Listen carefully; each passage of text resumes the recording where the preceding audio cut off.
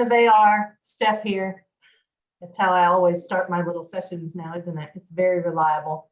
So we are here to do a Q&A that is about racing 24 hours plus. And so we're kind of looking at that like 24 to 48 hour range, not getting into the multi-day expedition races, but definitely implicating overnight considerations. And we're going to kind of have an eye specifically towards the USARA National Championship, which is a 30-hour race. So it sits right in the middle of that range we're looking at. And we know we have a record number of female teams going to nationals this year. And so we want to make sure that you all have the tools and information that you need to feel confident when you go to the starting line and to help get you across the finish line.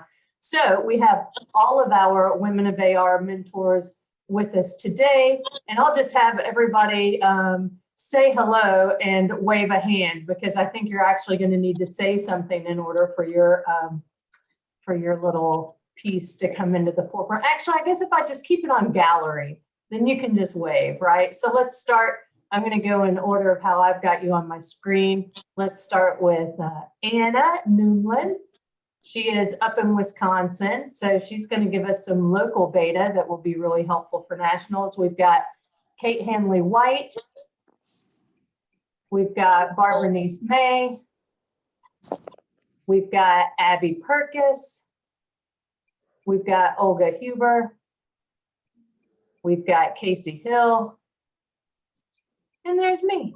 Okay, so feel free to direct a question specifically to any one of us if you want. To give you an idea of just sort of the broad topics that we're going to hit in the order, so that you know if you've got a question, maybe you can see that it's going to be a topic that we have yet to cover, and you can wait until we get to that segment.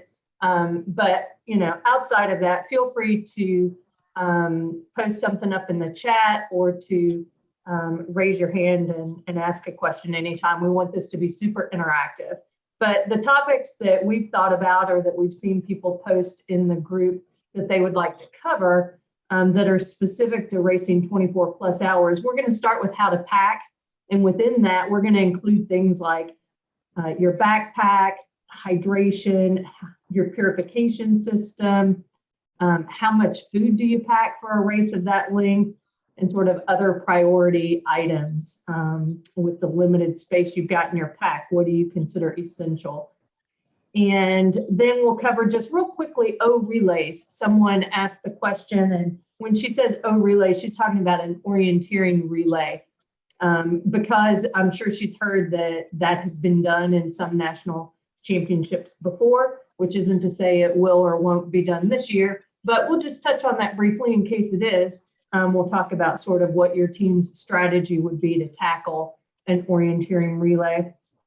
Then we're going to talk a little bit about foot care, and then we're going to talk about feminine hygiene and sort of taking care of your saddle when you're wet and in wet clothes and sitting on a bike seat or sitting in a boat for many hours at a time.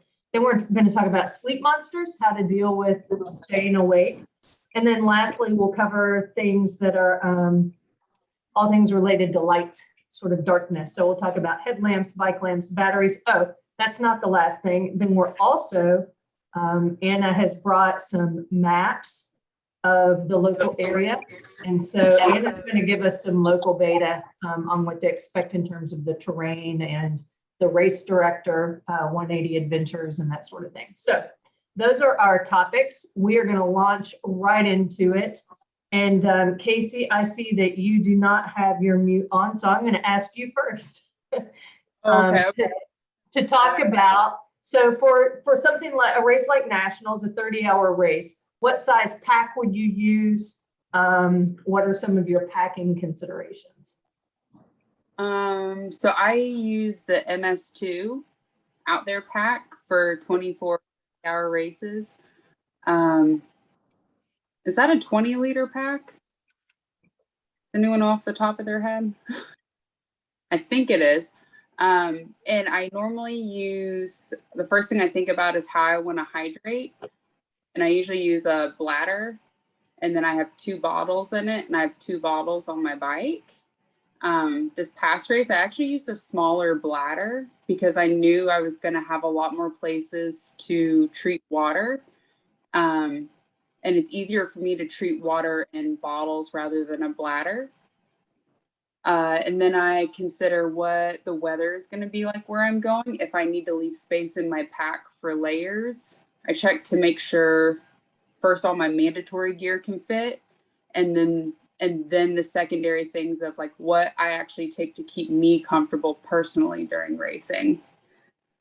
So let me interrupt you real quickly. And another reason I called on you first is because you just posted something about a water purification system that you were turned on to during the hogback, right? That Dell had? Yes. So I thought you could share that. Dell uses drops. They expire like 30 days after you open them. So she said they're best to use for like, if the whole team's going to purify, open one of them rather than you open it and just do your own waters. And so we only had to wait 1 minute for that water.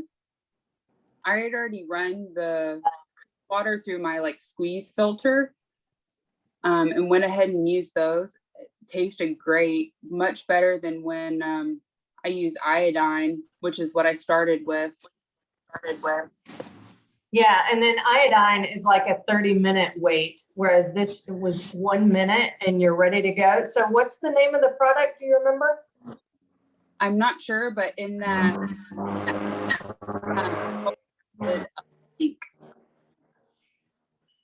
It's called Xinix, Xinix.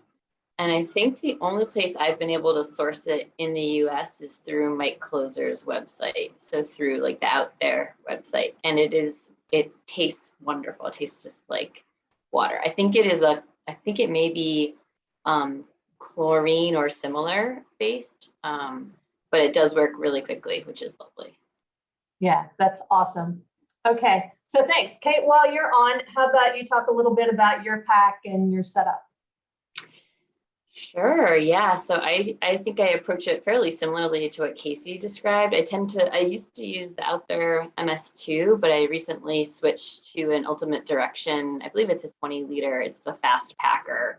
And I like that pack because it doesn't have a hip belt. And I find that for if I want to run, it's a little easier. It doesn't like ride up the some of the hip belt packs I find aren't as maybe made for women's hips, so they sort of like ride up my torso uncomfortably. So I've moved to the Ultimate Direction pack, which I love. And for me, I tend to use a bladder, and I usually will bring a 3-liter water bladder, even if I'm not filling it all the way. And that does depend on kind of what course information I'm getting, on kind of when we'll be able to refill or whatever. And I do 1 water bottle on my bike.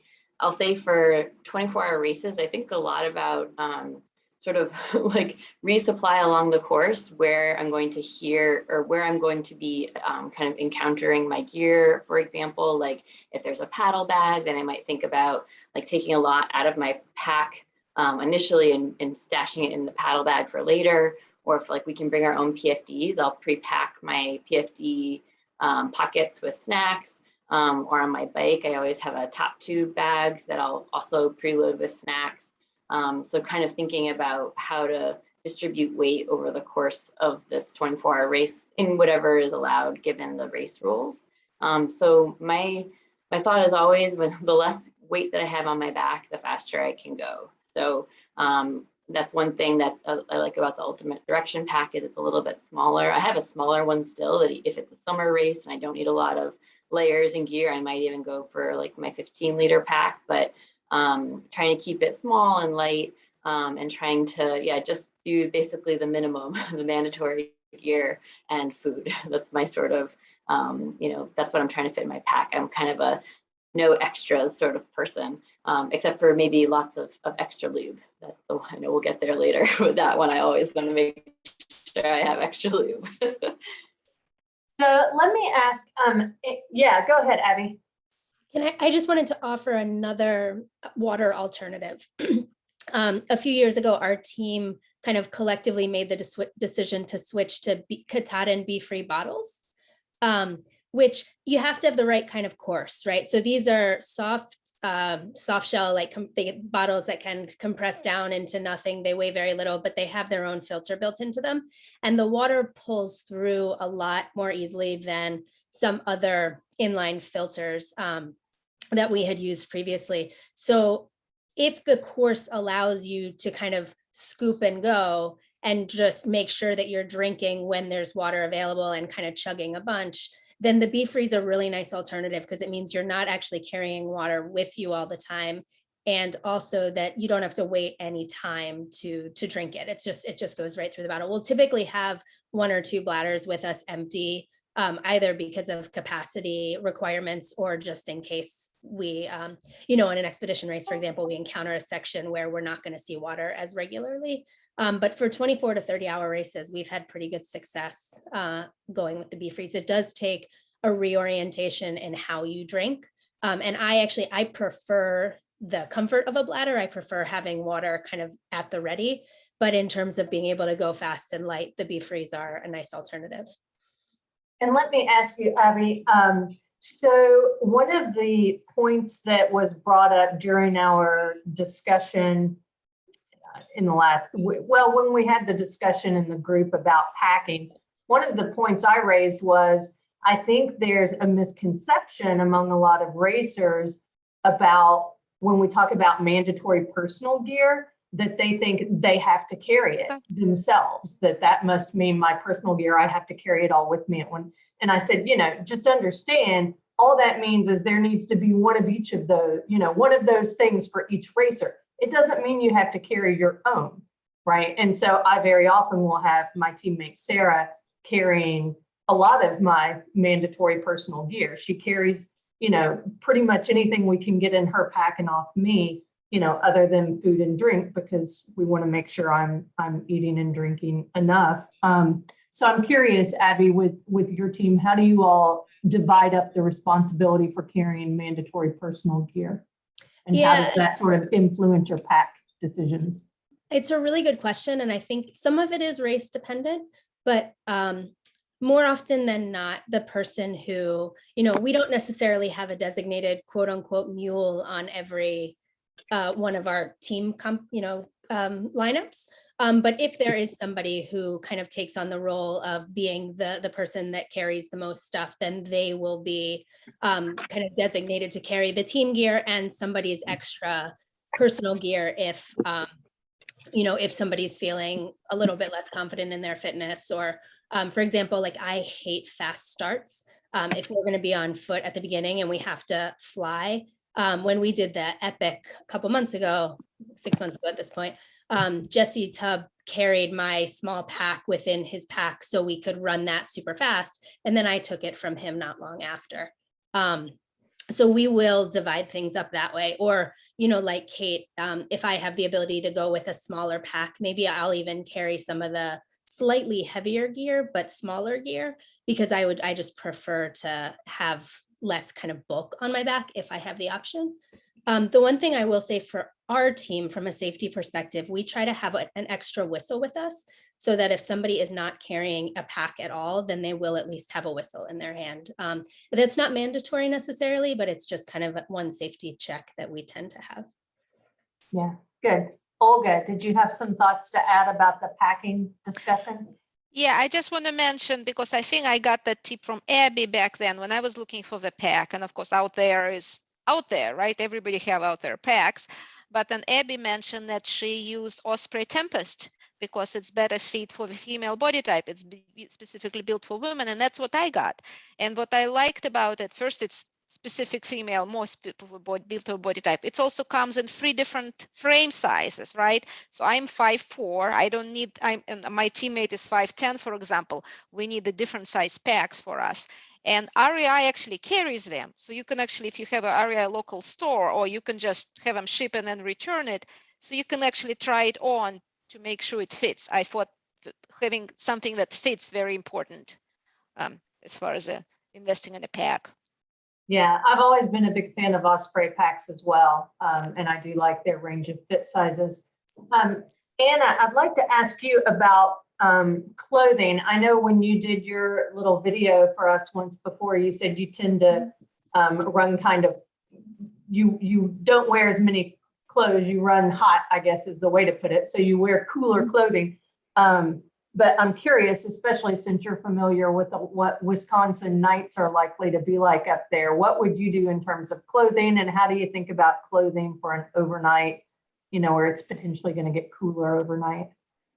Yeah, so I tend to wear the same clothes, whether I'm racing in a 4-hour or 30-hour or, you know, 48-hour race. I don't usually tend to change clothes, but I would recommend long pants, like long, really lightweight orienteering pants would be nice.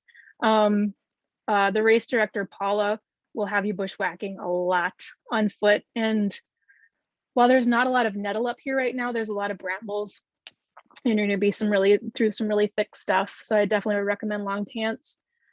For nighttime, I know a waterproof jacket is on the gear list as a required gear list. There's also waterproof pants are on the gear list too. So if during the nighttime, if your team is moving slow and you're wet from dew or wet from sweat, you can get a little chilly. But I think as long as you keep moving, you're going to stay warm, and then maybe throw on your I would throw on my waterproof jacket if I was cold, and then maybe a little buff. I always like to carry a buff, or sometimes I cut my buffs in half and I just have them either as a sweat rag or something to warm my ears if it gets cold. Yeah, good. Barb, what are your thoughts clothing wise, and what do you pack in terms of extra clothing, if anything, in your pack? In that race, I mean, I would start out, you know, I ditto what Anna has to say in terms of having some lightweight trekking pants, because it's important to protect your skin, and also you move faster if you're covered. I get it. Some people might be worried about getting too warm, but there's no price on protecting your skin and making different choices because you don't want to go through brambles. I mean, it's just a reality. A lightweight tech, Marmot makes a line of lightweight long sleeve tech shirts that have a breathable back. And so if you run hot and you're worried about that and you need to have a pack on, at least you can have a breathable back on your shirt, but still protect your arms. Another option is wearing sun sleeves or just some really thin arm sleeves and pulling those up and down as you need. But in terms of packing an extra layer, the gear lists tend to cover that pretty well. You know, as I'm thinking about Cable, Wisconsin in September, you know, we could be flirting with 50s at night. And if it's raining, oh, here we are. But what I've found over and over and over again is that it's incredible how warm putting on a lightweight rain shell can be, especially when you're moving.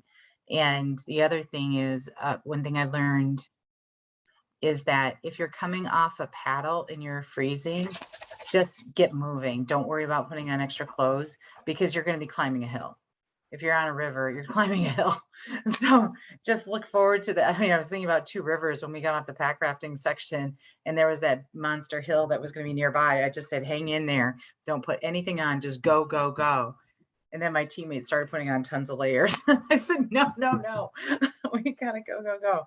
But And as soon as you get to the top, you're shedding them again. I remember that. So, and I'm putting in I wanted to weigh in on the pack. I'll just tell you all about it. I actually use the Black Diamond Distance 15. The reason why I chose it is vest-like. So it, like the running piece you were talking about, Kate, it really, you know, it's just a nice fit. But then, you know, I'm tall and broad, so I get it for smaller women. Yeah, well, I mean, it comes in small, medium, and large, and I have a medium, so smaller women could probably appreciate it. And it has lots of pockets that expand out and then compress when you don't need them anymore, so they don't get in the way. And then the compartment is literally bomb-proof. It's quite water resistant, and it's completely tear-proof because I've shredded the Out There packs. because in Michigan, we have so many briars and things like that. Oh, I thought about examples of orienteering pants brands. I actually use Under Armour for a full pant, and then I use Trimtex for an O pant. Yeah, and I That's it. think Trim Tex is what Anna uses as well. Yeah, that's a Yeah. pretty popular orienteering I brand. have found Lots of Under thumbs up. Armour has been incredibly resilient to briars. At least the ones I've been picking up. Sometimes I use 2XU, but frankly, they're so expensive. I I go for them and then I drop them because I'm worried about tearing them up too much. So, but yeah, and so the Black Diamond Distance 15 is a new pack for them, and it also has space for poles. And I'm a huge fan of packing in dry bags, ultralight dry bags or Ziploc bags, and that's how I keep things organized in my pack. And you know, I just have places where I put everything. I also use an old Noon tube for my ECAPs and ibuprofen, so it's right there at the ready, and I can just dump it in my mouth, and I get a chance at least I'll get something, you know. And then I also have Pepto and buried at the bottom, and I also got a gas station Tums. I think of it's not just for me, it's for teammates. I'm the pharmacy, so Yeah. Well, I mean, dehydration leads to nausea, oh, leads then you're to just can't done. eat, and yeah, you're just full insides are in rough Yeah. shape, right? Yeah, And the and then longer you go, the worse it gets. I organize my food according to like protein savory versus sweet and gummy. Just so that I know where to grab. And I use soft-sided bottles on my pack so that I don't have as much weight in my back again. And you know, Abby, what I do on the paddle is we all have the Katahdin Be Free, and we dunk, especially on 24-hour races where you're really self-sufficient for 24 to 30 hours. I use my Katahdin Be Free all the time in the paddle. It's nice if I can have a bladder because then I just have it. I have a Maki vest and I just have it right there. But you know, I find if you're having to worry about carrying a lot of water, I'm constantly dunking and drinking on a paddle. So, but you bring up a really good point about cut your weight and dunk and grab if you can. So. Yeah, I've seen more and more racers with those soft-sided bottles. It seems like that's really become, you know, kind of a great tool that lots of people are using. So any other thoughts about packing? What type of pack? Water, food, like, so we've heard somebody carrying a 3-liter bladder. I know, Anna, I'm pretty sure you said in your video before you carry a 3-liter bladder and you tend to go a little heavier on water. I really like the bladder plus bottle combination because then you can be treating. Of course, if you're using these soft-sided bottles or the drops, you don't even need to wait, but you know, you can be treating whatever's in your bottle before what's in your back has been emptied. So I always think that's a great combination. Any other thoughts on like how much food or water you would carry? Yeah, can I add, Stephanie, that Paula usually has water out on the course for you.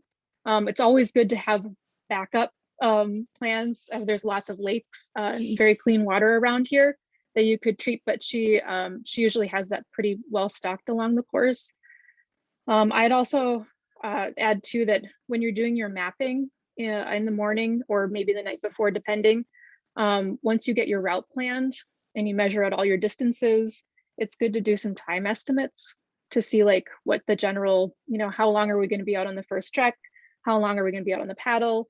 And then factor like, okay, this is how much food I need for that part. This is how much water. We're going to need to fill up bladders here probably. Like I know that a 3-liter bladder for me under hot conditions will get me through 4 hours of racing. Under rainy and cold conditions, maybe 6 or 8 hours of racing. So kind of figuring out your time estimates up front will really help you figure out how much to pack and when to refill. Unfortunately for nationals, I think we're only getting maps an hour before we start, as usual. think that's probably right. Yeah. Yeah, so I think we'll need to be ready. Mhm. Yeah, so I mean, my thought in that situation where you don't have a ton of time to plan, and I think I was talking to, I see Barb Phipps is on here.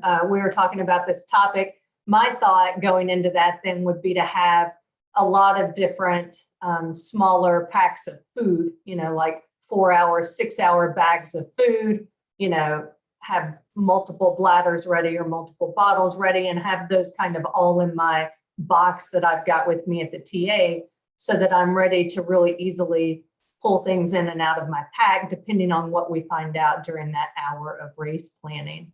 What are your all's thoughts about maintaining sort of some flexibility? But nationals, again, do not have a TA box, right? The last 2 nationals didn't have it. And I think in this year's nationals so far, it wasn't listed. So Yeah, I just meant the box that I would have with me with my stuff in it. Yeah. the USARA board has not been involved in nationals planning at all in terms of, we know nothing about what's going on, but I do know that emails are supposed to start going out in the next couple of days. And I think that there are a number of emails that are going to go out, which are going to offer a fair amount of information about what we might expect. So they're not going to be like, first you're going to do paragliding and then you're going to do roller derby and then you're going to, you know, but they will give some sense of like the rough time frame for legs. And this is my understanding. So we should have hopefully a little bit of information soon about what to expect on the course. Kate, is that your understanding too? Steph, you may know more than we do. Yeah, I think so. I think I know as much as Abby does, but that was what I've gathered from Garrison. You know, Yeah, I mean, I think the idea is to send out one of those race flow things that you see. Yeah. One thing I was thinking about in terms of the prep and how to pack things, I have what's called a Revelate fuel tank that I have on my bike bar, which I have probably a bigger bike than most of you guys, but I have 2 water bottles, and then that offers another water bottle, and I've been able to fit like 1,000 calories of food into that with like a 24-ounce water bottle. I mean, I'm not, in case there is just significant concern, it's a great little thing, and you can get it's like $50 at REI, and I think there are some other brands. I just happen to get the Revelate, and I also have a top tube bag. So if I mean, it would have to be a really long bike leg for me to be thinking about 3 bottles and filling all that up, because that got me through a 260-mile mountain bike ride through the UP. So, but I get it that some people that's what they need, and if you only can fit 1 bottle on your bike, and you really need another space on your bike if you have a small bike. Yeah, I always err toward assuming that if for a 24 to 30 hour race, I want to have 15 plus hours of food on my bike.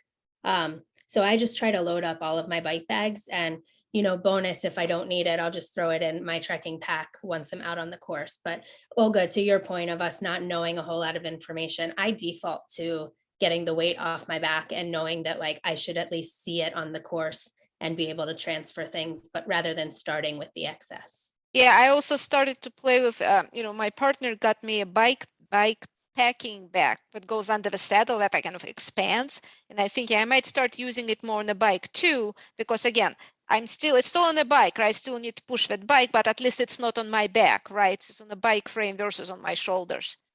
And I might start using this more for the same reason, right? So if I need to bring 15 hours worth of food, I would rather have it on the bike than on my shoulders. Yeah. Yeah, those are great thoughts. I can offer just a quick thought on how much food to pack. I think for most of these races, usually I estimate about 150 to 200 calories per hour. And I think that's a pretty common sort of range for women that I've talked to. So for anybody who's trying to calculate how much food to bring, that's my sort of usual whatever kind of algorithm to go to is 150 to 200 calories an hour. Knowing that you'll do really well for about 15 hours and then you'll totally fall off. Exactly. You come back with like a pack full of food and you're like, I was supposed to eat all that. Or Yeah, you could I share definitely with realize friends, what right? the- If you have a teammate and you guys have a different food, that might be a time sometime in the race that you're Trade. also tired of your own food, and some other thing might be so exciting when the other person could not look at it anymore. So sharing is Well, caring. Abby, I'll never forget that nationals where you lost a bag of food in that river. You lost 1,000 calories, and for you, that's a big deal. Yeah, anyone who was at 2017 Nationals, their first river crossing, all of my food kind of congealed. It was great. We were eating like this happened to our whole team. So we were like doling out individual sweet Sour Patch Kids for the last like 15 hours of the race. Oh, no. Okay, so waterproof everything, right? Yeah. Okay, so let's talk real briefly about O relays. And when we say O relays, we're talking about orienteering relays, sometimes in nationals and in other races. For example, Two Rivers this year started with a prologue where you had 3 different points and you could split your team up however you wanted to go visit those 3 points. And you know, no matter how many people were on your team. So I had one teammate, we looked at it and said, okay, we've got sort of this one point that's a little more difficult navigation wise, but a little closer. I'm not as physically fit as my teammate, but I'm a great navigator. So I went after that one, while my teammate, who's also a very good navigator in her own right, but a lot faster than me on foot, went and got the 2 points that were going to be a little further away and more about speed to get there and back. So that's how we divided up those 3 points. What thoughts do you all have? Sometimes Nationals does a similar thing, and we've seen people with all kinds of different strategies. But what are your considerations for those? I just want to add that being an all-female team, right, we're not planning to sweep the course, right? So what I usually try, and that's what happened in Epic too, it's a 24-hour race, right? Sprinting out during the O relay might sound exciting because everybody else does this, but in the end, it's a 24-hour race. So plan accordingly, right? Are you planning to run the 24-hour race? Because you may, if you rootstock, you probably are, so go for it. But otherwise, save your energy and think, you know, and especially during the O relays, if you're not a strong navigator, the slowly you actually go, the easier, the better you navigate. So reconcile those for you and just take your time instead of speeding up. Because adrenaline kicking in, especially if it's early as a part of a prologue, right? And everybody want to move, but that sometimes could be counterproductive. Go ahead, Abby. I would also add, as the one on my team who is less comfortable, less confident in my navigation, typically, I often, if it's a relay where like one person goes after another, I will often go in the middle or at the end, so my teammates can kind of get a feel for the land and give me any pointers, rather than me going first and kind of flubbing around and trying to figure it out. If they go, and A, I get a little bit more time with my map, and B, like I can kind of get myself oriented and they can say, oh, hey, I saw this trail that might be helpful, or that kind of thing.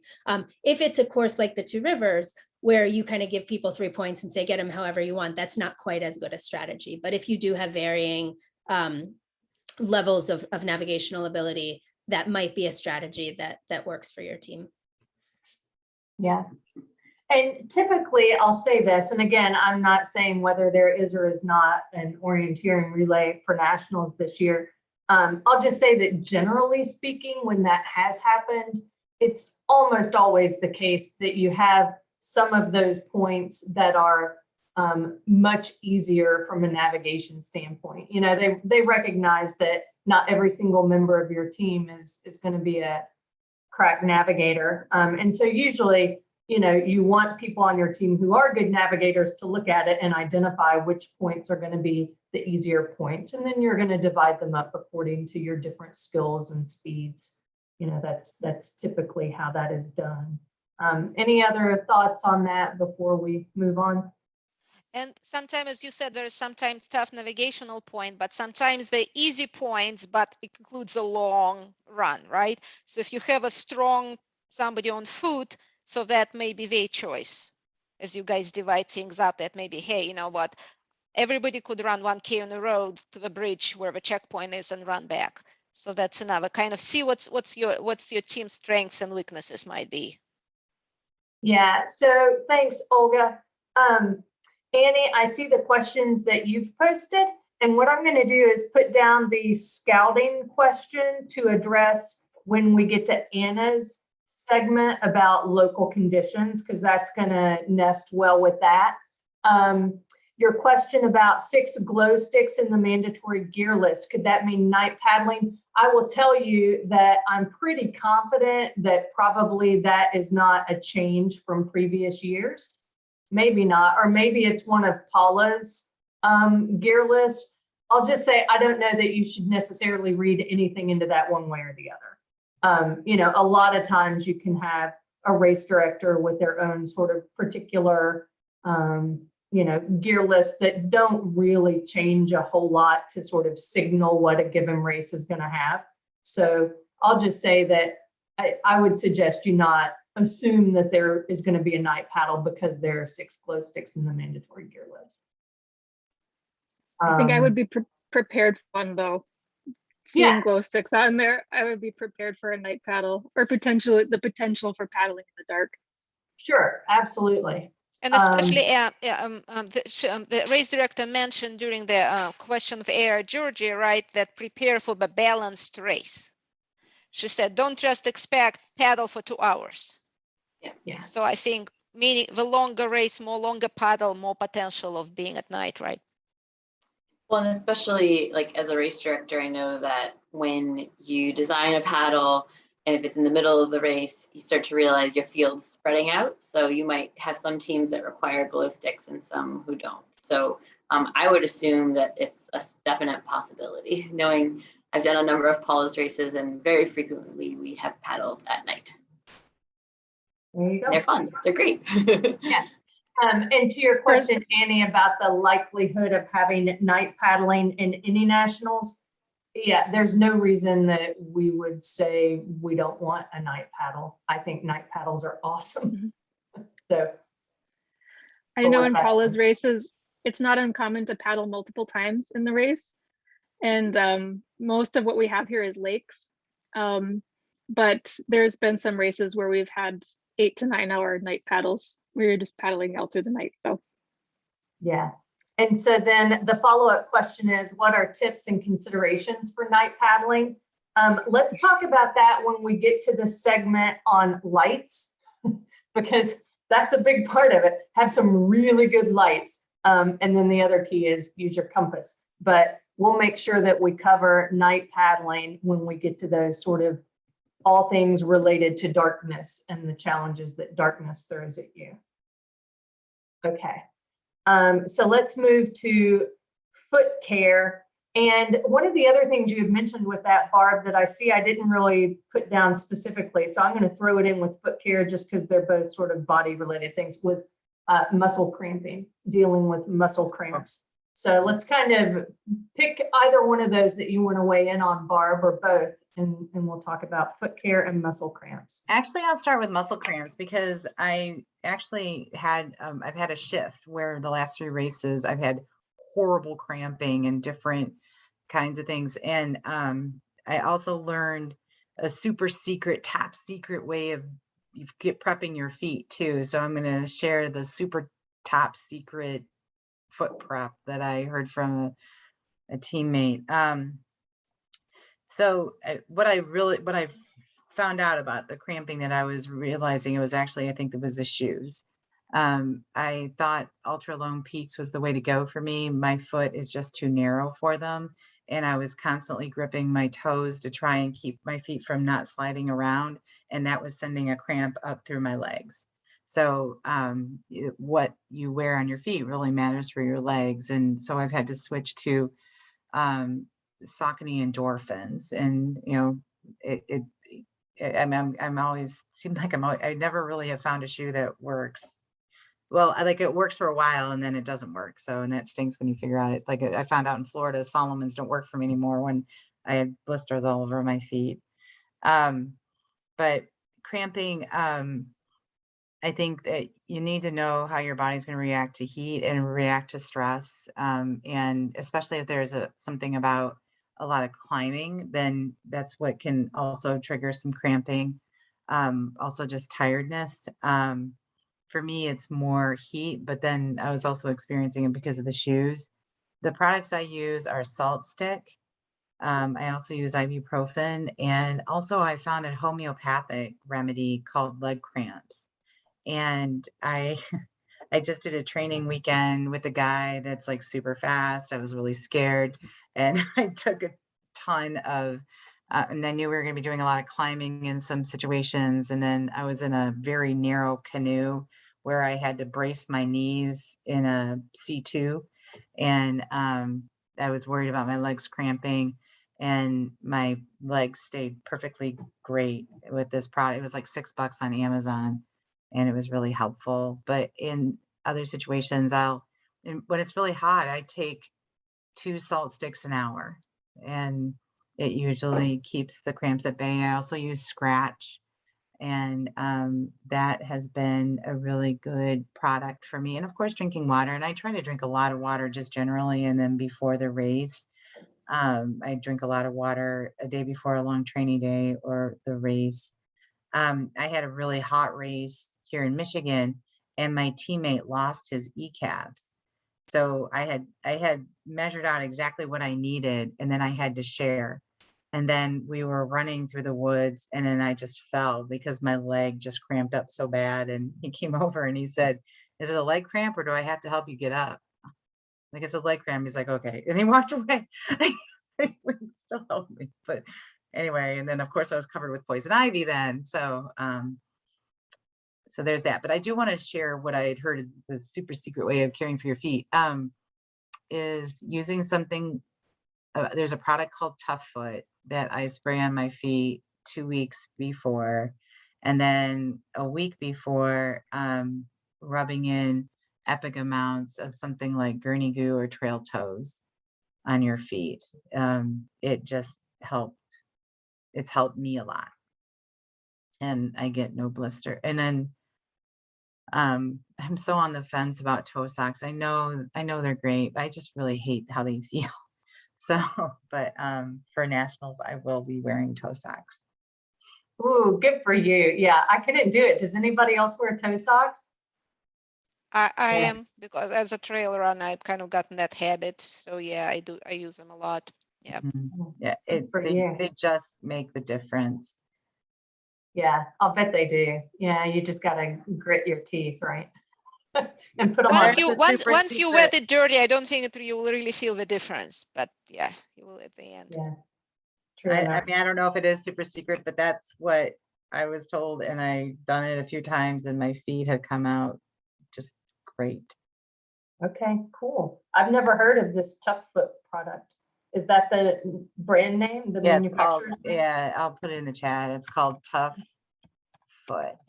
Okay, And it's a combination of like an antiseptic, it's natural, and your feet will turn orange, and that's okay. well, And thanks for the warning. but yeah, Okay. it helps. I don't, does anybody else use Tough Foot? Maybe I'm the only one. Oh, So see, it was super secret, but it's not anymore. Now we're all gonna try it. Okay, anybody else with thoughts about foot care or cramping? I would just say, like, if your feet start to rub, if you start to feel a hot spot, if you start to feel something that's irritating you, just take a minute and stop. Like, you will move so much faster for the duration of the race if you get that taken care of. And I speak from experience, having not done that. And then I am hobbling at the end of a race because of blisters. So take that extra couple minutes and then continue on your way. So one of the things that I haven't heard anybody talk about in terms of sort of priority items for packing and extra clothes is an extra pair of socks. I always have an extra pair of socks. Do you all carry extra socks or no? Yeah. And I don't use them, but I have them every time. I'm It's with Abby true. too. I hardly ever use them. But yes, just the comfort of having them. Yeah, I've used them, and they usually end up, I need them for warmth on my feet more than anything else. Like, I don't care about them being dry, but you know, when I've had to get on a bike ride, for Yeah, instance, exactly. on the bike, and my feet are cold and wet. Yep. The only time I've ever used them is if there's like sand or really silty mud, or like, because that's one thing that'll kind of kill your feet is if you've got grit in your socks. So that's a nice time to trade them out. But if I'm not going to see any kind of a resupply, I won't bring extra socks. I don't carry them. I just try to encounter them somewhere on the course. Okay, good deal. Anybody else on a foot care or cramps?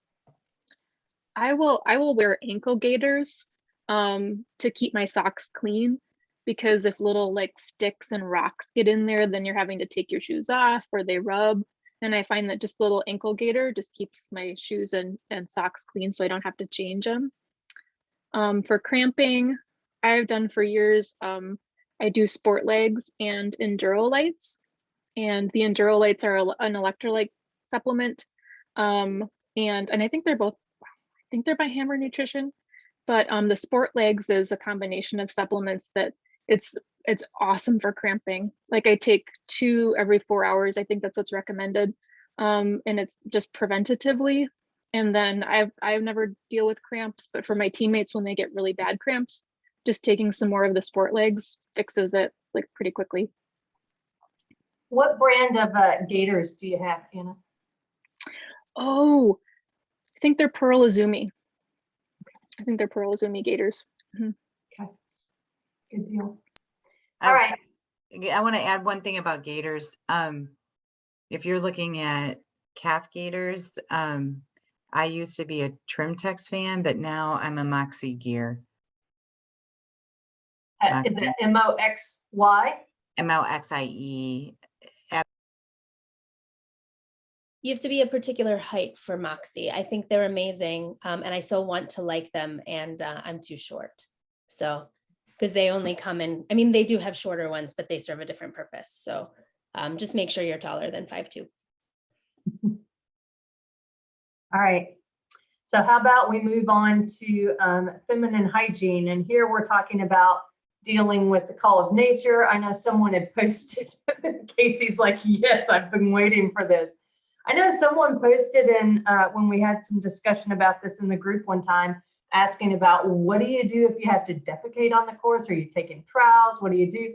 I can't answer that question because my bowels shut down when I leave home. So it just almost never happens. Like in however many years I've been racing, so 18 years or something, like I can only think of one time where I ever had to have a bowel movement during a race.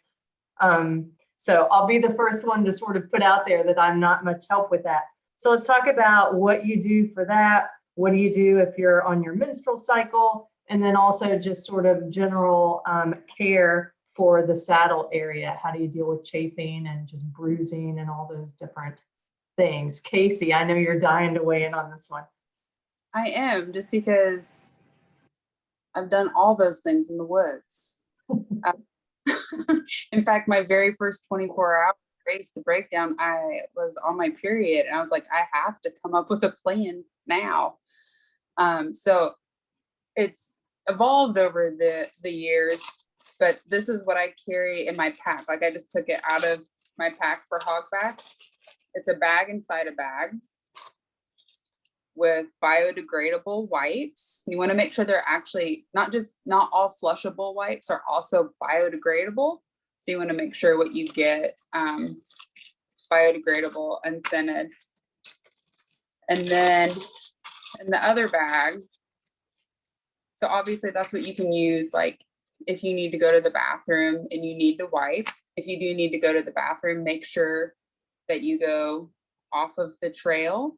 And then if you think I've gotten to an easy place to go to the bathroom, like if you need to go number 2 and you think you're far enough off the trail, go a little bit further off the trail. And then most people don't have a little shovel like you would if you were camping. So I try and find like a soft area and use the heel of my shoe. Make a stick or a rock. Yeah. Yeah. And then I try, lots of details. I try and line the hole up with a tree that I can hold on to so that I can squat back to relax while holding onto the tree. Because also normally my legs are tired. So dropping down into like squatty potty stance could elicit a cramp. Not be a good time for one. So that's my tip. Go far away, then go a little bit further, dig a hole that lines up with a tree. Ideally, if your hole can be like downhill from the tree, like that's golden. That's a golden spot. And then if you are celebrating having a uterus while you're racing, I use a menstrual cup. However, when I'm racing, to use that, you take it out and you rinse it out, and then you use it again. You don't have access to water. I wouldn't want to mess with a water bottle situation. So I used menstrual discs, but you could also, like any other feminine hygiene product, pack what you like, pack one that you don't like in case your teammate uses something different than you and they need something. But when I change the product, regardless of what it is, whatever you're taking out, you put the glove on, you do what you need to do, and hold it in your hand, and pull your glove out, and then twist it. You can tie it if you want, but usually twisting it is okay. And that's when the 2-bag thing comes in. Your kit has 2 bags, so that then you have a dirty bag. So you're packing out whatever you've packed in. So that's why, and plus if you left, not a good time for a joke, we'll leave that one on the table. But that's what I do with the feminine hygiene products. And then you just have to do hand sanitizer, because otherwise I felt like the glove was kind of the answer for me, to be able to handle that and then have something to seal it, another bag to put it in, so I can continue on when I don't have like a bathroom or running water resource. In the same kind of kit standard, I also keep the wipes just as much for saddle care, because I used to use a lot of like chamois cream, but once I changed saddles a couple times and found the right saddle for me, I didn't really need much chamois cream. Like I don't think I used any for hogback. But what was important was having wipes, so that like the sand and grit that comes in through like your regular tights, that if you do go to the bathroom, like just to use the wipe to get sand and grit off, so that you don't have that abrasion on your saddle. Obviously, if you feel a friction point with your saddle, to use lube on that. And then any chance you can get dry is great, but that's not common. So if you can at least remove like mechanical irritants and then chemical irritants. So even when you go pee, my teammate Dell has some type of cloth that I'm going to order that she can wipe with, and then it hangs on the back of her pack, and then like you can wash that in a stream or whatnot, but it's antimicrobial, and like some part of it's lined with silver. I think it's blessed by a witch, and she can use it the whole time, and it makes so much difference to remove, because urine is a chemical irritant. Another means of maintaining your peri-care and saddle area. That's all I got. Also, feminine pads make an awesome first aid item, right? If you don't know, we had in 2018 nationals, actually my team, Bev, ran into the tree head first, because it was dark and the tree was like this, cracked the skin right here on the forehead. She was like, looked like out of a horror movie in 30 seconds flat, and just put one pad on it and put the buff on top, and she was golden for the end of the race. I don't think we could have come up with any better solution outside of that, because it's just so absorbent for a variety of reasons. That's awesome. All right, Abby. I'm hesitant to bring this up because I haven't verified it anywhere, but it's something that has kind of been in my mind a lot with regard to some of these questions. I'm sure a lot of us know the name Emma Roca, who passed away a few months ago from vulvar cancer. And she indicated in a number of interviews in the final months of her life that she thinks that some of the creams and lubricants she used may have contributed to that. As a long-term endurance athlete. So I would just caution to be like mindful of the ingredients that you're using in the products that you choose. Yeah, I had not heard that, Abby. Thanks a lot for. What were some of the our chemicals? attention.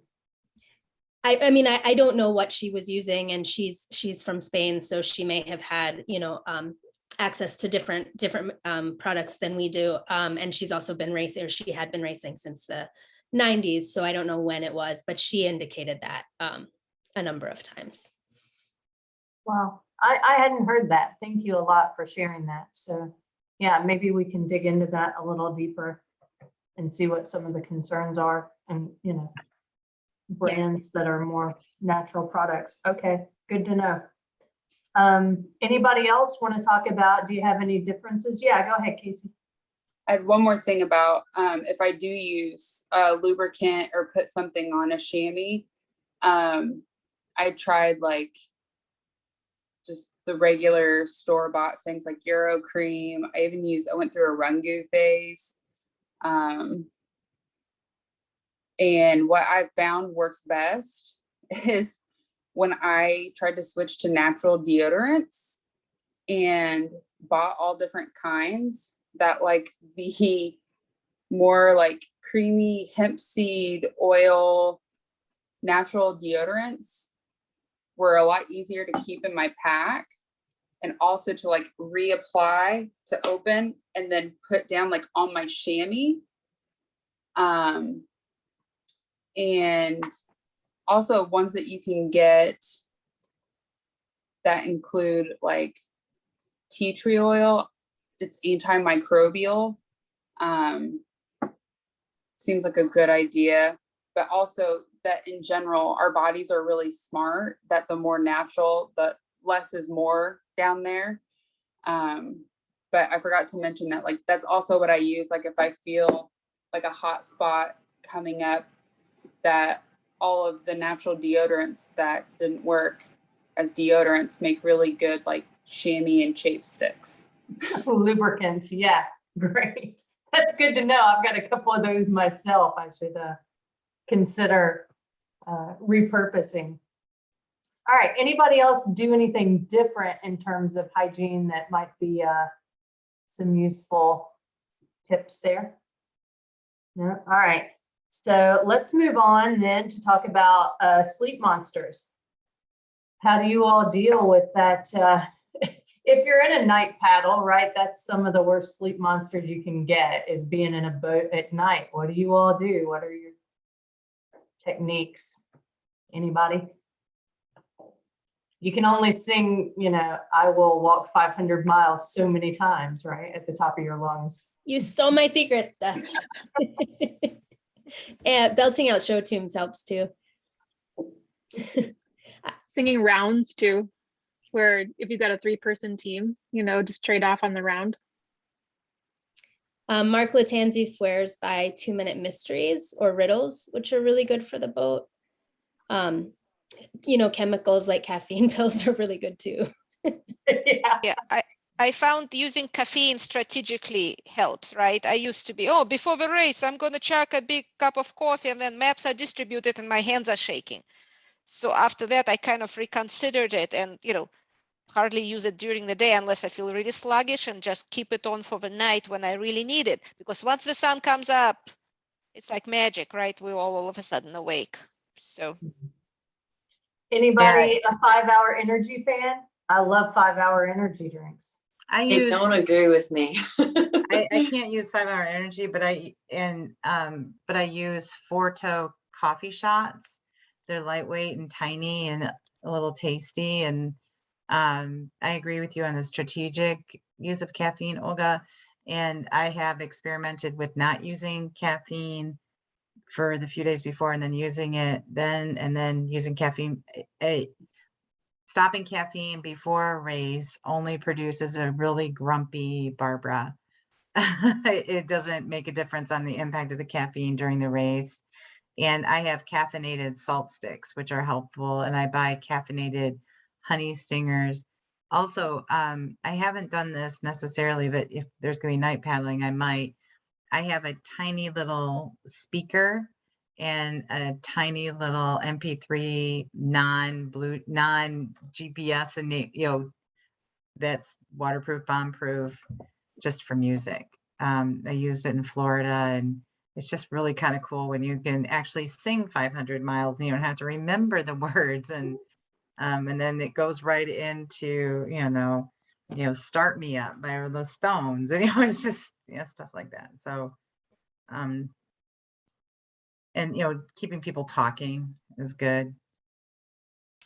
Little shocks to the system, like toothpaste wisps or Listerine strips can help a lot too. Chewing gum, just things to kind of give you just like a little bit of a jolt to the meditativeness of night paddling, especially. But I find biking to be sometimes just as makes me just as susceptible to sleepiness. I agree, Abby, and I was gonna say I just discovered ginger chews will also give me that similar kind of jolt. And just eating generally, like if I'm really sleepy, it's usually a good time for me to eat. That helps me a lot. Also, Yeah, ask your teammate to tell you like how they gave birth or how they met their partner, or like some sort of story that'll take a long time that you don't really have to like respond to, but you can have somebody talking for a long period of time helps. Go ahead, Anna. Oh, sorry, I didn't know you were pointing at me. I was going to dovetail off of what Kate said, that eating, I think, has been the biggest game changer for me. I have fallen asleep riding my bike. I've fallen asleep hiking. I was known for falling asleep on night paddles. I would see a night paddle coming in a race and I would just be like, oh no, I'm absolutely falling asleep. And I steer the boat, I'm in the back. So when our boat like took a hard turn toward the shore when it wasn't supposed to, Tim would look back and I'd be just like totally asleep in the back of the boat. And so I realized, figured it out during one race, I think a few nationals ago, that I just started eating probably twice as much as I thought I was supposed to. So I used to do 150 to 200 calories for me. And I found I function like, and everybody's different. I function so much better if I eat almost twice that much. So if I ever get tired during a race, it's just from a lack of glucose to the brain. And I found this for my teammates too. And so later in the night when it's hard, like every half hour, every hour to eat, like every chance I get, I put something in my mouth. And when that's gone, I'll put something else in my mouth. And when that's gone, just kind of keep something in there constantly. And through the night times when I've done that, I've stayed mentally alert through every overnight race I've ever done since, like just sharp, energetic, like my brain is great. I don't get sleepy anymore. So that's been the biggest thing for me. Wow, interesting. I Yeah. also eating twice as much at night. Because I would tend to have hallucinations. So if I eat twice as much and I make sure I don't get cold. So I pack 2 Mylars and I plan on always having a Mylar inside like my waterproof shell to err on the side of being warmer. Cause like if I get cold and my blood sugar drops, that's when stuff kind of starts to happen for me. I'll start having vision issues. And then I also started taking lion's mane mushroom. I take it in the morning during regular days, but I took it at Hogback. That's the first overnight that I've taken the lion's mane at night. And I had no vision issues, no hallucinations. I felt like that was the most intact, not fighting sleep or anything through the night. So what form do you have lion's mane mushrooms? Is that like literally just the mushroom? There's capsules. Oh, okay. And I think I order them off the site at work. They're a little bit cheaper than some of the ones on Amazon, but I try and get ones that are around 500 milligram capsules. And then I'll take 1,000 milligrams in the mornings normally. So I just did that at nighttime. Probably we left the TA on the bikes.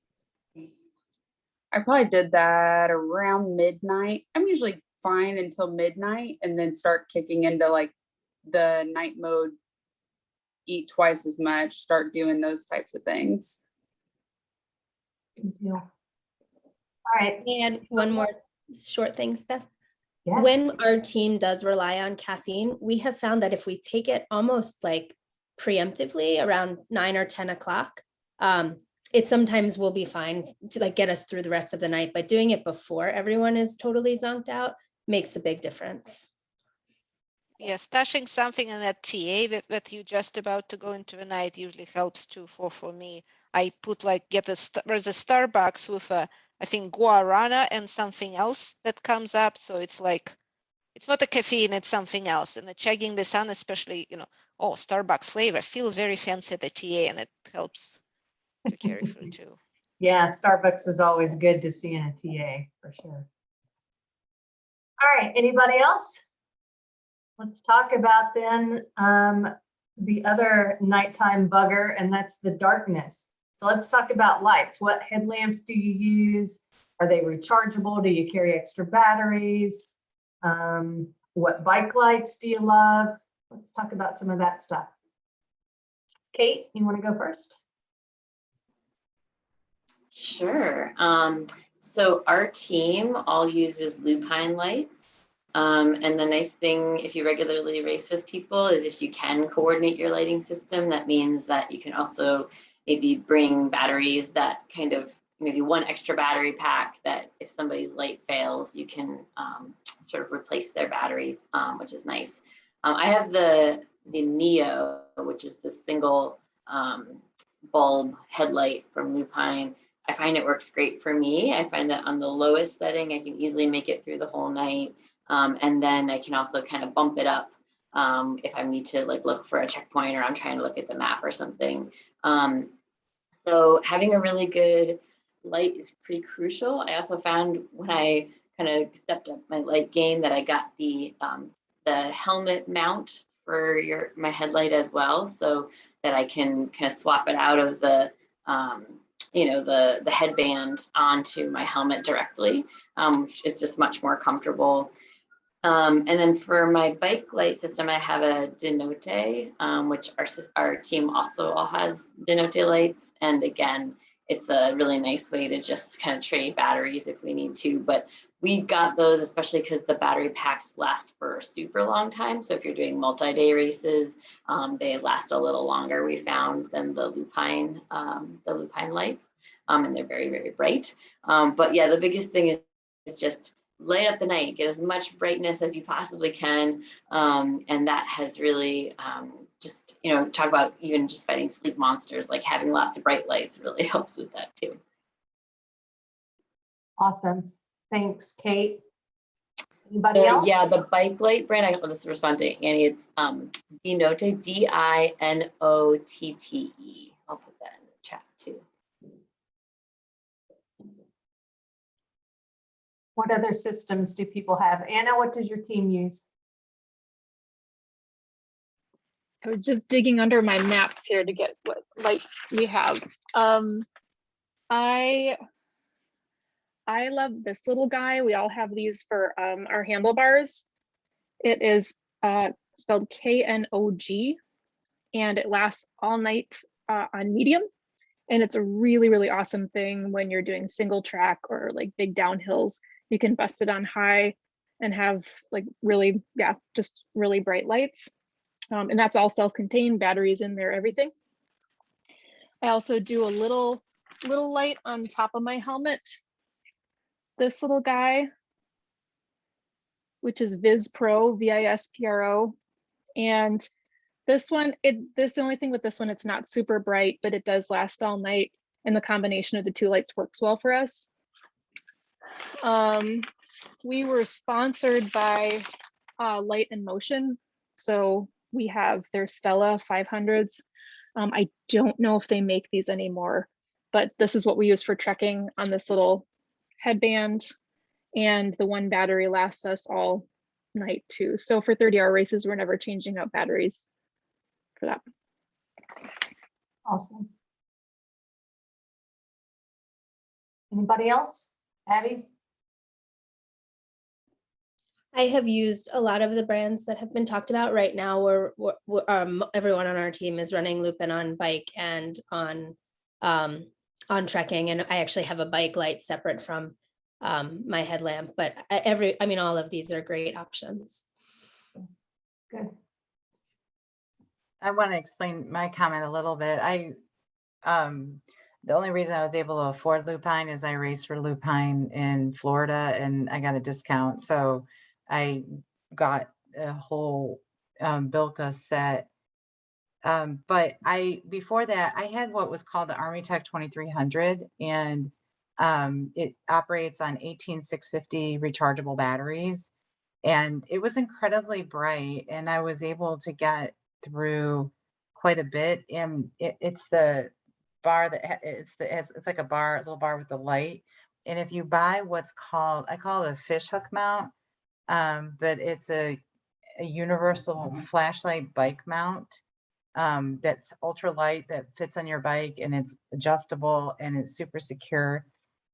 So you can get a whole pretty decent light set, batteries, the lights, headband, the mount for around $200.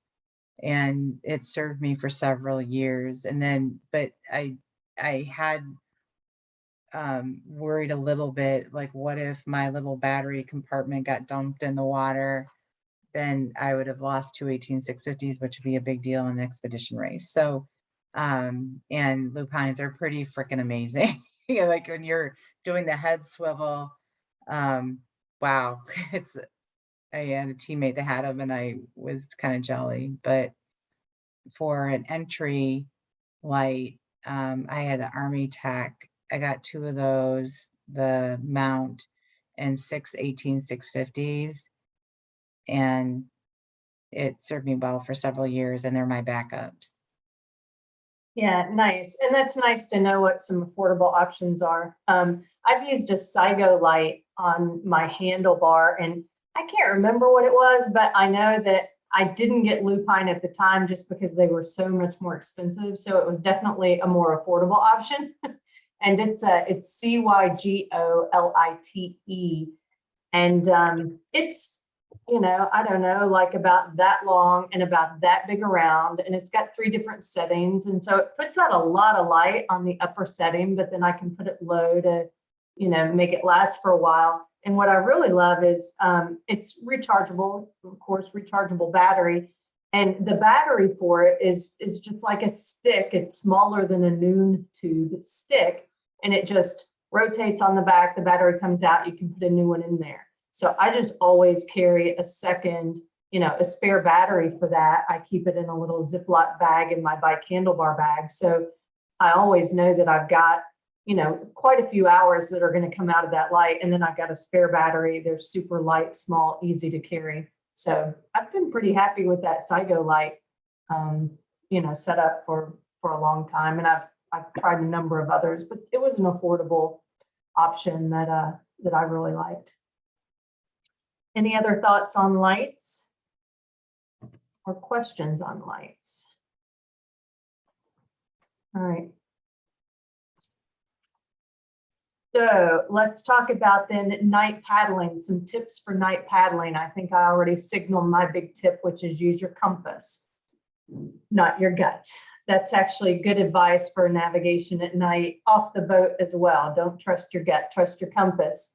And having a wrist compass is super handy for paddling, to be able to reference it without having to put your paddle down. Anybody else have some tips for night paddling? Look at what Anna with her. She's got all the props. Yeah. That's awesome. I can chime in.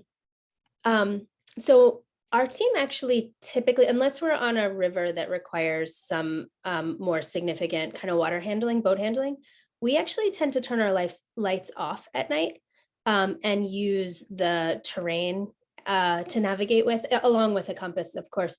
But we find that when we use lights, kind of the way it bounces off the paddle and the way it bounces off the water, we lose a lot of visibility. So we'll turn it on for checkpoint sighting, but if we can manage without it, especially if it's a foggy night, the lights are pretty useless. So that's how our team has typically navigated at night. Did any of you have a compass, that kind of nice glow in the dark kind of option? My Sunto base plate compass, the bezel is glow in the dark, like the Sunto M3 and M2. They have glow in the dark bezels. I And- put glow in the dark tape behind it so that I can see the needle because it's glowing in the dark, and then I just see where the needle is. Yeah, I know there are some marine compasses out there. I've actually got one that I end up not using a whole ton. But if you're going to be doing a significant amount of paddling, and certainly at night, it might be worth getting. It's a, marine compass with the little round globe, and it's glow in the dark, and it tells you what direction you're going. It takes a little while to get used to because what's on this side in front of you is the direction you're going. And so that's a little disconcerting at first because that doesn't necessarily match what your base plate compass would tell you. Yeah, there was a good friends of ours at Expedition Alaska ended up taking a wrong turn on a paddle because they were relying on that and kind of, I think, just in sleep deprivation, didn't realize, and went down this like crazy whitewater river in a sea kayak and had to get transported back. So if you're going to use one, just be careful. Yeah, make sure you know how to read it. I'll be happy to help you with that if you decide to get one. But it is a great option for being able to see the direction you're going all the time without having to stop paddling, without having to, pick up your base plate. They're pretty handy. But yeah, turning the lights off is a great tip. And one of the things that does, if you can see at all the outline of the landscape, sort of the silhouette of the terrain in front of you, that can really help you with picking out the high spots, right? The hilltops, the low spots, the saddles, the reentrance. If what you're looking for is a reentrant and what you see in front of you is a landscape that dips down like that, the trees suddenly dip down, that's probably where the reentrant is. So that's sort of the silhouette of the landscape. You can see a lot better at night with your lights off. And that can be a great clue to what's going on with the terrain on shore. I'll also add that with navigating paddle at night, one thing that's really nice is paddle tends to be our most kind of consistently paced of all the disciplines. So like usually, yeah, if you're on a river, the river's maybe going 2 miles an hour and you're adding an additional maybe 3 or 4 on top of that. Or if you're on a flat water, you're probably just going whatever 3 or 4 miles an hour, depending on the boat you're in or more. But either way, at nighttime, especially on boat, but also other disciplines, will often use time even more, just kind of getting a sense for, okay, like this is about how fast we're going, and maybe doing that especially if you're kind of maybe getting to your first checkpoint, exactly how far you went more or less, and look at your time estimate. And we use that a lot. Downriver paddling, that's a really nice way to kind of keep track of where you are on the river, especially a really windy one, get a rough distance estimate. Yeah, that's a really great point. Thanks, Kate. All right, moving on, let's talk about local conditions. And I know everyone is going to be eager to hear about this if they're registered for nationals anyway. So Anna is from Wisconsin. She races with Rib Mountain Racing. So this is her backyard, and she's done plenty of 180 adventures. So she's going to give us a little bit of an idea what to expect in terms of the terrain. And she's got some maps from some other races, 180 adventures. So show us what you got, Anna. Yeah, so I'm actually in a cabin in Cable right now. So I've been riding the trails these last couple of days, and so I can tell you exactly what the conditions are at this moment. So for Wisconsin terrain, be prepared for very, very, very subtle navigation. So I think this is some of the toughest navigation that we've experienced. And I know, Kate, you've done these races over the years too. You can probably attest that Paula does not make it easy. So what you can kind of expect from, let me turn this around here, from her is she will usually give you, you know, all of her race instructions. I don't know what exactly she's going to do for nationals, but she'll usually list everything in order. You know, this was bike, hike a bike, 14 CPs here, approximately 35 miles. So she'll usually give you all the estimates with that. And with Paula, her maps are amazing. Her checkpoints, I don't think we've ever had a checkpoint that was even 100 meters off from where it was supposed to be. So you're not going to have to go searching a kilometer over because you think maybe it might be misplaced. What she's done, and I see my maps fell on the ground, but what she's really put a lot of time into as well is mapping herself a lot of the trails that are out there. So just looking, I don't know if you can see this very well, but just looking at this, these are 10-foot contours, and you can see it's all very, very subtle. Lots of tiny depressions, lots of tiny knolls, tiny reentrants. It's very, very subtle navigation through here. So what she's done is she's mapped herself all of the Canva trails, the snowmobile trails, forest roads. So without her extra added trails that you can see in the different colors, this would be, I mean, there would be basically nothing on this map, or it was on this map would be really outdated. So a lot of the base map, like if you see these old double track trails, I would not trust those at all. Those are super old. They're probably not in the right place. There's probably tons of other trails out there, but I know she's put a lot of time into accurately mapping. So the stuff you'll see in the different colors, you can know like that's accurate, that's there. As you can see, there's mostly lakes here in this area. So does it mean we expect portages too? Or I guess we don't know. How do you guys do portages ever there? You know, we have never had to portage in Paula's races before. Maybe we'll have like multiple lakes, or the main lake here, which is Lake Namakagon. Beautiful lake. And actually the resort that we're staying at is on that lake, and I don't have a map of it here, but I would be surprised if you had to portage. Okay. The other amazing thing about this area, I'll get out one other trail map here, is the mountain bike trails. So this is an Epic Ride Center for IMBA. And so you'll have probably hours and hours worth potentially of mountain biking, and it's point to point. They don't, you know, they don't weave around a lot. You can cover tons of territory just on the mountain bike trails. A lot of these trails are really flowy, really fun. There's some little roots, some little rocks. There's only a couple areas that are technical, but a lot of it is fast riding. Trail conditions are great. So you would say it's like a green blue kind of mountain biking type of trail, right? Not a black diamond kind of thing. A lot of green and blue.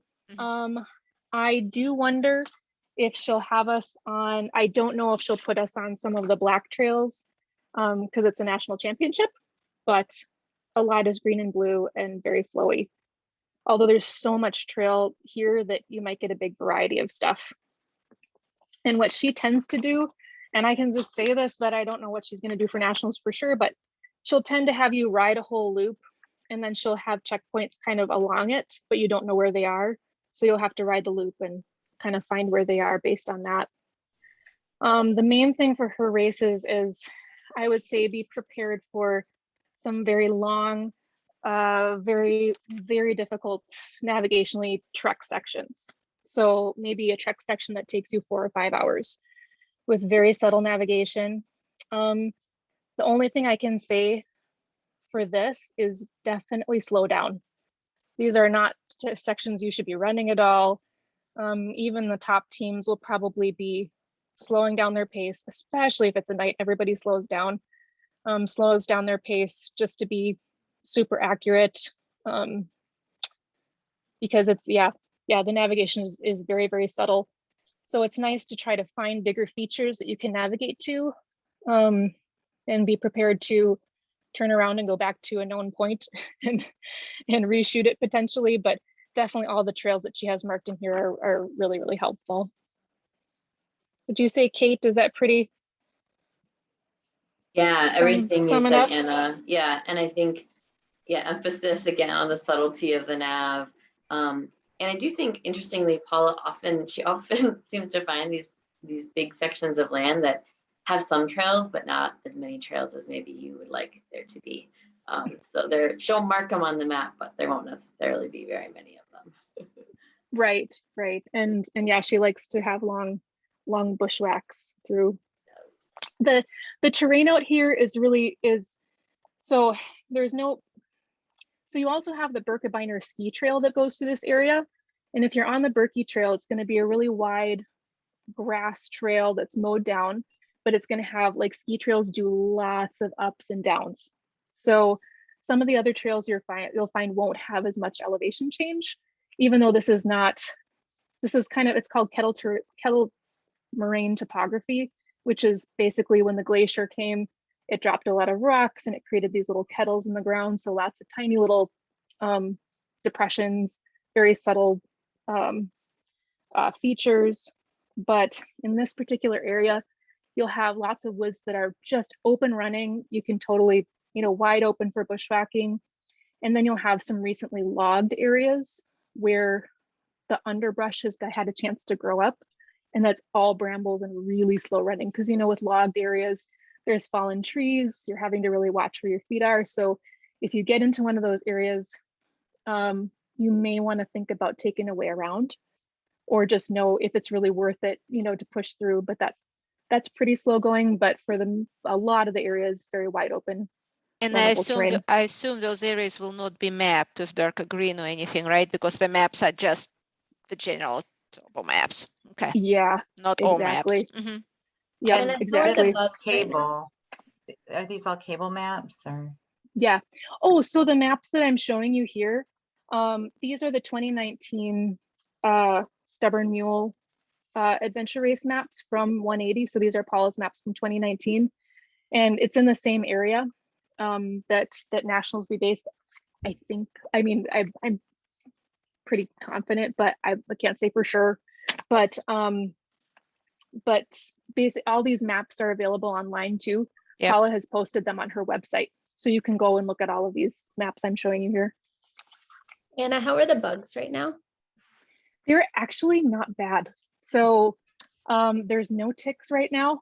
The mosquitoes are really minimal for Wisconsin. And there were no flies today. There is no nettle out here, just brambles. And I haven't seen a whole lot of poison ivy, but the bugs are surprisingly good, for Wisconsin. Thank you. Yeah. And I assume there's plenty of water sources to grab the water, right? So B3 bottle should be fine, kind of, usually. Maybe Kate, you could speak to that more. There's a lot of lakes around here, a lot of ponds, a lot of swamps. There's lots of swampy, boggy areas. There's not a lot of like fresh flowing streams. Mm-hmm. Because there's not a lot of elevation change, so you don't get the nice reentrant with a flowing creek. There's not a lot of like creeks out in the woods. It's kind of right. like bogs and swamps. Ponds. There's a lot of ponds. We've had a ton of rain this summer, tons and tons of rain. So stuff is wet. There's a lot of dew. Yeah, lots of swamps and bogs. So definitely bring chafing stuff, because characteristically, and I don't know, it's a couple weeks, it's 2.5 weeks away. Things could dry out, but there tends to be a lot of dew, some humidity, so you might sweat and chafe. So I would definitely bring that with you. Yeah, so one of the questions that was asked earlier was something about how much you know, scouting do you do, that sort of thing? Now, obviously, this is in your backyard, so you've raced in the area and you're out scouting, riding some of the trails and that sort of thing. If it were, you know, like a further distance, what would you do if you can't go there physically? What do you do to try to scout an area in advance? So great example is we had tons of rain today. So we didn't get out to ride the trails as much as we had wanted to. So we spent hours basically poring over these maps and thinking about from point A to point B, where would we go? How do we navigate? How long would this take? What could the, you know, what could some pitfalls be? Oh, there's a hill here that could be confused with another hill. That can all really help. And then there's some really great mountain bike maps out there of the trails, and guaranteed, I know we'll be on, hopefully, well, quite a lot of single track out here. So, but mainly, yeah, just going over route choice and looking at the terrain. Yeah, and super helpful that Paula's put up maps from a previous race. So that's going to give you an idea, even if you haven't done one of her races before, you've got the opportunity to get on there and just sort of see what her style is and that sort of thing, which can be really insightful. Yep, knowing where the race start finish is going to be, I would focus, you know, if we're preparing for a race anywhere, you know, we'll look, what are the local, what are the parks around there? What are the trails that they might use? We'll pull up some aerial maps on Google Earth and be like, are there more trails than are what's shown on the maps we're looking at? You know, how accurate is this? Are the borders of the water features, are those still the same on the aerial maps? Have those really swelled? Are those, you know, down? Yeah, I think a lot of times on the maps, from what you're going to get from Paula, like what you see is what you get. You know, there's not a lot of change there, but if we're scouting for a race, that's kind of what we'll do beforehand. And we don't know anything as far as the scale of the maps yet, right? Because this is some, or do we know? Yeah, all the maps that I have here are 1 to 15. They're based on 1 to 24,000. Like all of the topographical lines are 1 to 24,000, but they're zoomed in, so there's a little bit more detail. And the contour intervals are 10 feet. Okay, thank you. Yeah. And basically, you don't have to worry about declination here. Yeah. It's really negligible. Like yeah. about 1% or something. Yeah. Something like less than, something like that. Yeah. That's awesome. Good tips. Thanks a lot, Hannah. That's super helpful. Yeah. So I'm just so wonder, excited everybody's coming to Wisconsin this year. It's going to be great. Yeah, we're looking forward to it. So let's open up the field to questions. Anybody who's on here, I think we've covered everything that was posted up in the chat. Is there anyone who has any questions? Feel free to raise your hand or just unmute yourself. Nope. Okay. Any other last thoughts from any of our mentors? I just kind of, as an attendee too, there was so many different recommendations here. Could we maybe post them also on the Women of AI pages to follow those lights and other such things? That would be awesome. Yeah, sure. I'll try to go through and sort of re-listen to everything and type up all of the different specific brand names that people had. Okay, awesome. So we're going to call it a night. Thanks again, everybody. We really appreciate your time. Thanks Annie. Bye, everybody. Bye. Thanks, Stephanie.